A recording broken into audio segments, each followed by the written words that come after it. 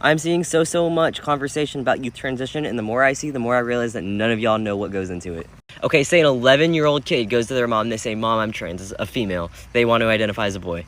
"Mom, I'm trans." The first step that child will take is social transitioning. Cut your hair, wear different clothes, go by a different name, be preferred to be called something else. It's not that serious. That child at any point can go backsies and decide that they don't want that. Be Ella again by tomorrow.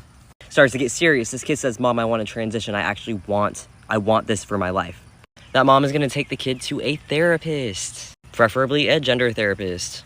That therapist is going to help the kid evaluate emotions that they're going through, help the kid understand themselves better, understand their gender better, understand everything that goes on inside their little noggin.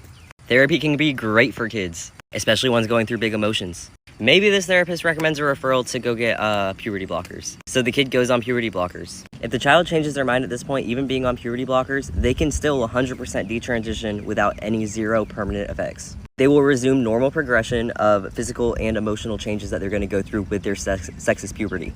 Puberty blockers just give you more time to figure out what you need before you make any permanent changes. And it's given to normal kids with precocious puberty. Been in use since like the 80s.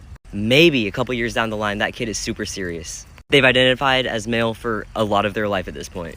They have gender dysphoria. Their gender dysphoria makes their life worse. Maybe they're going to go back to the therapist, and maybe that therapist is going to recommend HRT. They're probably going to need mental health clearing for this. Usually a trans kid going on HRT does. You probably won't be given to this kid until ages 15 or 16 anyways. Not really prescribed until then. And that kid is probably going to start on a lower dose than an adult would. They taper it up to make sure that kid isn't going through changes too quickly. Maybe, just maybe, over 5 years after this kid came out and has been living their truest life, maybe will that kid get a surgery. They might be 17 at the age of it, if they're lucky. Again, they're going to need more therapy. They're going to need thousands of dollars to get this surgery. They're going to have to wait on the wait list for the consultation and for the surgery date. This isn't just something that the child's deciding on a whim. They're not giving sex change operations to little 6-year-old kids. I don't even think they can give puberty blockers to 6-year-old kids. It's usually a pretty lengthy process. Out of the 26 million US youth, maybe 300,000 of them will be trans. A small number of kids are already trans, and an even smaller number are receiving gender affirming care. It's a non-issue.